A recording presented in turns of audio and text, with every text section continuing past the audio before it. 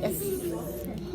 Welcome to Digital Inc. and SendMe Radio. I'm here with my wonderful brother Tarian. We are at the 12th teaching conference of the Redeemed Pilgrims Ministry, and my brother is here visiting from China, so we had to grab him on Digital Inc. for him to just give us a few words of encouragement, tell us about China, where he currently resides, and just greet our listeners. Brother Tarian, welcome to Digital Inc. and SendMe Radio. Okay. We have had you on the program before, and your testimony was so wonderful. Everybody just kept on watching it, so we're blessed to have you again. Yes, thanks for having me again. Okay, so why are you putting me on the spot? Yes. Sister Shami, you have to come over and say something to me now. Yeah. Yes, come. Yes. Come. Yes. As I said, yes, it's good to be back. Thanks for having me again.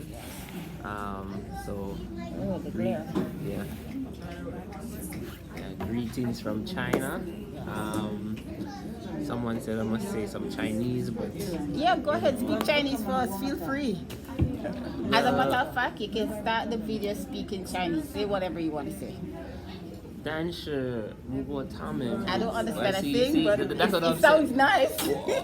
What I was about to say is that yes. If I speak Chinese, unless they understand Chinese, then they're not going to understand what I'm saying. No, it sounds nice. Oh my God! Here's another Chinese lady over here. Yeah. Come speak for us. She's trying to dodge the camera. She hiding from the camera. Yeah. Yeah. Yes. So currently I still reside in China. Yes. So what's life like in China? Because I know that China is a very beautiful country. I mean, personally, I've never been there before, but I've seen a lot of pictures. We see Chinese products every day, but it's not very often. We have like our brother, from Jamaica, living in China. That must be quite an experience. So tell me, like, what was the culture difference like for you when you just went to the country? Yes. So the cultural difference, but I should start speaking that I'm from a small island. So first time going to China, you're kind of fascinated with how huge. Oh my God! God bless you. I asked for you, but I'm looking and I didn't see you. Yeah. So. Yeah, no, I mean, China is massive in comparison to Jamaica. It's just a little dot. But I'm sure that you see, like, quite a few Jamaicans there as well. Comparing it to Jamaica, wouldn't be fair for me to ask you that question. But, as I said before, what was the transition like for you? Like, entering into a different culture where, it's not very often that you do find Jamaicans there, but I'm not very often Well, I tell you a joke about that because there's a community of Jamaicans there. Oh, really? And you met them in school, right? Well, from different things like school, from social gathering. Okay. Because first of all, the China uses this predominant communication app called WeChat, right? Okay. Which is it's like WhatsApp, but WeChat is far more advanced than WhatsApp in terms of what capabilities that it has. Okay. And so, but just like how you have groups on WhatsApp, you have groups in WeChat as well. And there's a huge Jamaican group in China on the WeChat app, as well as you have each province of their own WeChat group as well. And on the broader scope, there's a CARICOM group as well. Okay. And communicates from Jamaica to China, or they're based there in China? Well, they're based in China, and then the CARICOM group it incorporates all the the not Jamaican, sorry, the Caribbean islands or Caribbean countries that are in China. Okay, so you're not alone then. Yeah, I mean, yeah. we're finding, like your own social group. Yeah, You're not yeah. alone where that is concerned. Yes, and every year they have annual events that that they keep in order to stay in touch with each other. Let everyone know that they're there that they're there in China to connect and to socialize and to build relationships and stuff like that. Okay, so in terms of weather, what's China like? Is it like really hot and cool? Is it seasonal or? Well, yeah, China is a bit like countries. I think it's similar to the U.S. in terms of you have the cold, you have like the north region that's very cold, and you have the south that's warmer.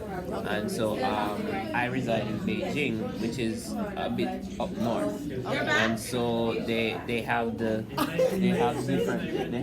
different weathers, like the four major weathers: spring, summer, fall, winter.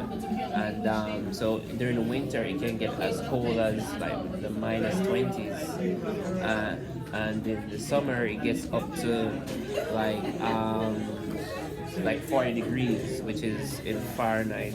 That's a 40. yeah, 40 degrees. So in Fahrenheit that's like about 120, 112. Yeah, that's pretty hot. Yeah. So like, is it expensive living in China?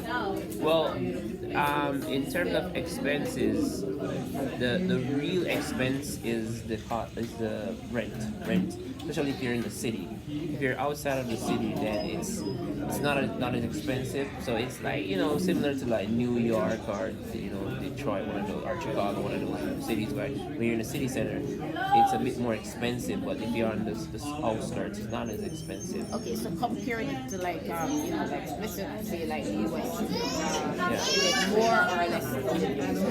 Well, in compared to the US, I would say it's less. As I said, the most expensive thing is rent. Okay, But then when you're talking about like electricity, water, transportation, those are a bit cheaper. So like for example, if I talk about electricity, I will spend like I think I saw my mom one time. She had like $150 electricity bill, and like the most I'll probably pay is like $20. Wow. Yeah, so that's a huge difference. Yeah, that's a huge difference. Yeah. All right, so that sounds reasonable. Yeah.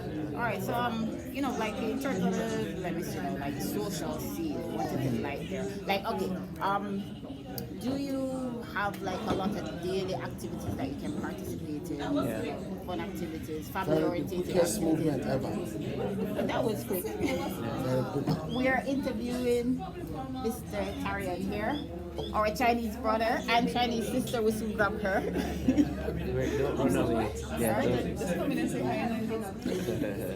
Yes, sorry, we were talking about the social scene. Yeah, so I guess in all social scene, it just depends on like what section of life you're in, what phase of life you're in. So you'll find like when I was in school, my social scene is different from now that I'm working and I have a family.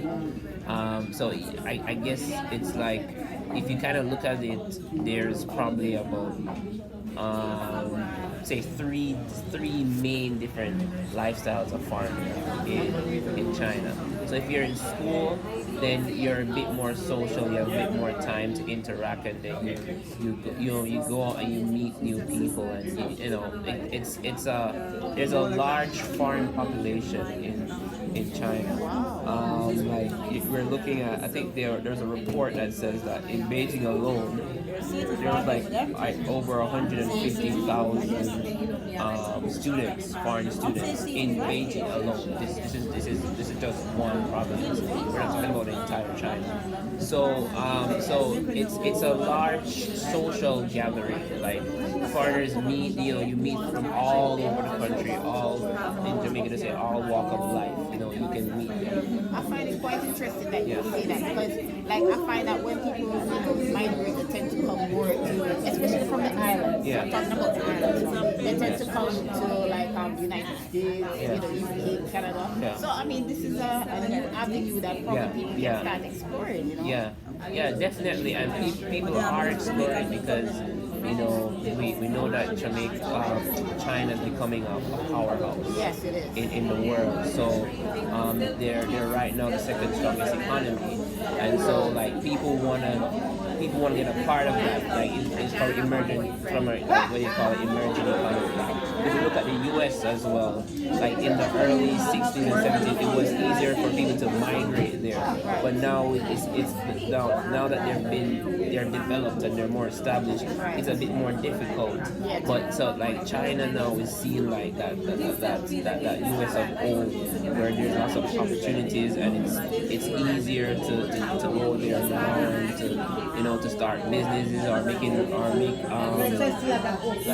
making relationships and forming business relationships, and it's seen as that avenue that you can take to empower yourself. So you will have a lot of people. Okay, because that was my next question. I was about to ask you like what are opportunities like, but you just answered it. Well, there are opportunities there as long as you go across in all different sectors. Well, I wouldn't say across all different sectors. I would say mostly across like avenues where, say, China is not really strong in. So, for example, like China being that they want to expand themselves around the world, the international language, which is English is used as the international language. So you find that in China there is a need, or there's a demand for English teachers. And like and in fact that's my main profession in China. I'm an ESL teacher, English as a second language. And so you find out that that area there's a large demand for that. And then you have like, of course, marketing as well. And that's more like Chinese company, they're wanting to know how to position themselves on the global market. So they look for the expertise like that, and of course technological as well, and like maybe artistic as well.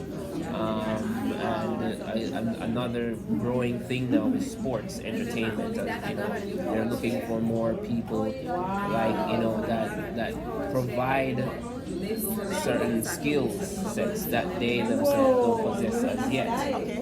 So in terms of sports you just mentioned, is it Chinese-based sports or like sports that we are familiar with, like in the Western world? Yeah, definitely sports that we're more familiar with. Like the Chinese sports is always there, like badminton and table tennis and stuff like that. But they're looking to more like track and field and football, basketball. Would that be an avenue, like if let's just say that somebody wants to migrate to China, can they come in through that avenue? There's definitely demand for coaches, professional coaches, like in the sports area. Like if you're a football coach or basketball coach, but China they're heavy on education and skills development. So you see that the demand is there for people that that can teach or coach or instructional stuff like that. That's an area that is being looked at. It's quite interesting. Wow. Okay, monitoring devices right here. Would you like to say something? Yes, we can shift it over to. Oh, but we can't. Wait. Let me. No, you're fine. You're fine. Alright, so we also have our lovely Is this yours? Sister Charmaine, which is I can edit. no, you know what? No, it's okay. Which is Brother Tarian's wife. Well, she's a bit preoccupied at the moment. She's a bit busy, but you can hear her voice. I'm just gonna, let her say hello to our, all our viewers here on Digital. Sister Charmaine, I know you're way over there. If you can just, shout out a nice hello Can to give her. her a quick look. Okay, let's give her a quick. Yeah, the audience can see her face. Say hi. Isn't she lovely? Yes, Brother Tarian. Yeah. You know what, Brother Tarian? Even though I don't understand Chinese, and I know that you spoke it at the beginning of the video, but if you don't mind just speaking some Chinese again, you can speak specifically to, just in case we do have any Chinese listeners that might be listening to this video, you can speak to them, and you can also speak Chinese just for the sake of our audience, because Speak something. yeah, Yes. it just sounds nice. Yeah. 大家好，我是 Brother Tarian 的妻子。现在我们的孩子在吃母乳了，所以我有点忙。但是我想知道，等一下，我想他们知道。No. I'm so busy. I'm telling you. Yes, Brother Tarian. 他有点Especially 害羞，我的 moving from here. 我的老公有点害羞，但是他的中文很棒，真的很棒。我觉得他， So we move from here. 哎呀，行，没事吧？我现在不能说，我让他说吧。 I have no idea what you just said, but that sounds wonderful. Okay, so I can interpret. Yes, I can interpret. I feel more comfortable doing that. So she was just saying hi to the audience, and first she was saying that she introduced herself. Then she spoke about her daughter, that she was just nursing just now, being breastfed. What are you doing And now? I guess she wanted to say more, but she didn't really get to because Okay. So Simon, in terms of me speaking Chinese, she said that I'm shy, right? Which is, it's more like, I don't, it's not that I'm shy, I'm afraid of butchering the language. Because I understand more than I can speak. Okay. Yeah, well, that's just my feeling. 那你现在跟我说话吧。 Yeah, so I can 跟我说 interpret. 话，中文好不好？但是我应该说什么？ I know. 有介 Now 绍 I 一 work 下 in the nursing home. Why I stopped was that Okay. I was looking up. Where's Maggie? 在这个学校。 Oh, Okay. So basically, just a self-introduction. So 大家好，我是助理老师，我的中国的名字，我的英文的名字是 I was working like this. Brother Tarian。我在中国，我在中国大概7年多，我学习汉语，然后那个硕士，我的硕士是我毕业了，我已经毕业了，我的硕士是那个台中金融学院，然后但是我现在是英文老师，在那个在一个国际学校，那个国际学校是北京事情国际学校，北京事情国际学校。 And then you're going to translate what you just said. Yeah. So he said that his name is Tarian and his Chinese name is Tu Lian. He's been in China for 7 years. He studied Chinese and he did business But I'm not saying business I said and finance, and he did a double major of finance and what, economics. Economics. 经济学 at the 经济学 Beijing Renmin University. He's currently English teacher at the Beijing World Youth Academy. It's an international school, and yeah, that's about it. Well, she's done. I haven't really like I've done like you know everyday translation.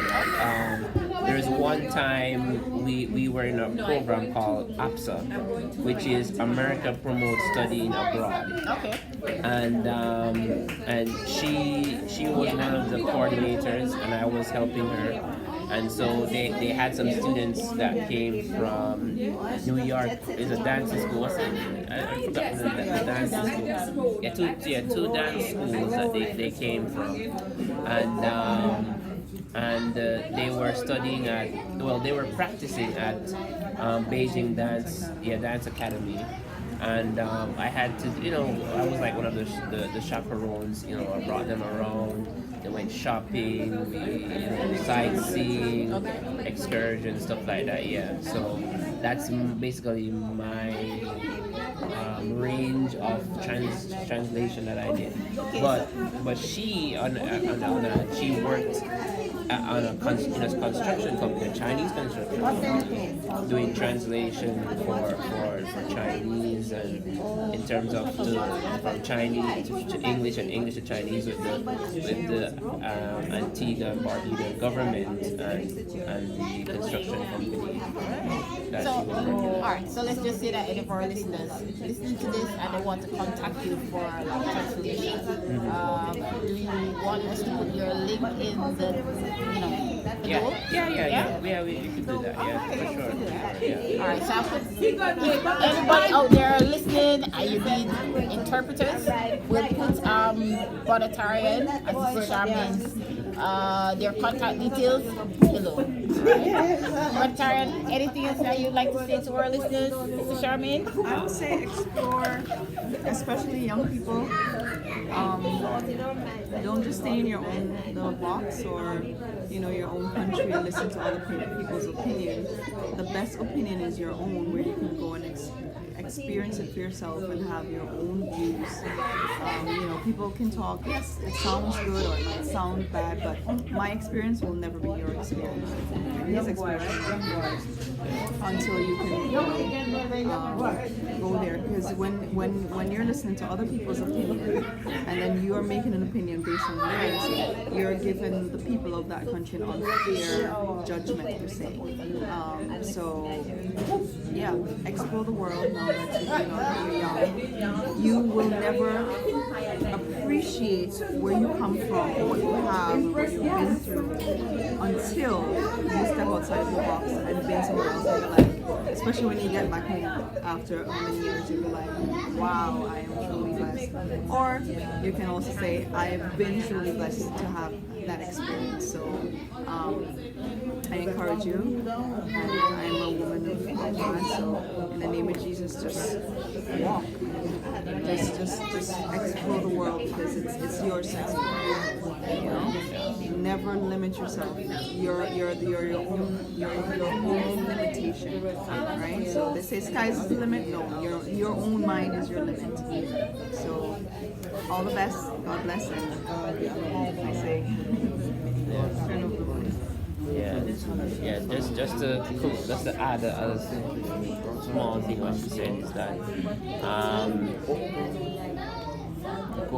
just being able to travel, you get to see things that you don't normally see in your own country, and that's how you can can broaden your horizon. You can learn new things, and you can take things that you have learned in your country to that country as well. And vice versa, you can take things that you learn while you travel back to your own country, if that's your desire. But as the Bible said, the earth is the Lord and the fullness thereof. So wherever you go as a Christian, as God will prepare the way for you, and you can go out and venture, and wherever He leads you, you can go there spreading the gospel, and as well as enjoying different cultures, and even taking some things from the culture into your own kind of experience, and you've kind of and even kind of evolving yourself. Like with just being in China, we have learned so many things about from the Chinese, like the good things as well as the bad things, but the bad things in what not to do, and also the good things in what we can incorporate in our own lives. So it's very like just go out, explore, step out of your comfort zone, and when you do that, you increase your own territory, you increase your own knowledge and experience, and you become even a better person. Vegetarian, Charmaine, that was No, we're on. Thank you. I will add one thing. With the bad is like, I think there's a story I read online sometime where I think a donkey fell in the well, and then they kept throwing dirt on him. The donkey was crying at one point, but then it stopped, And then teachers, what they realize is that as the dirt keeps falling, it will just stand on the side, and then as it grows, he uses the dirt as a step. So where you go in the world, whether it's China, my country, or Antigua, or anywhere in the world, whatever dirt, in meaning bad experiences, is being thrown at you, use it as a ladder to keep you climbing over yourself and your family. Because you're an ambassador for not only yourself, not only for your family, but for your country, for your society, and for God. So use it as a stepping stone, as a teacher. Teach. Pastor Trini, you finished? Yes, ma'am. I don't know. Is it your water?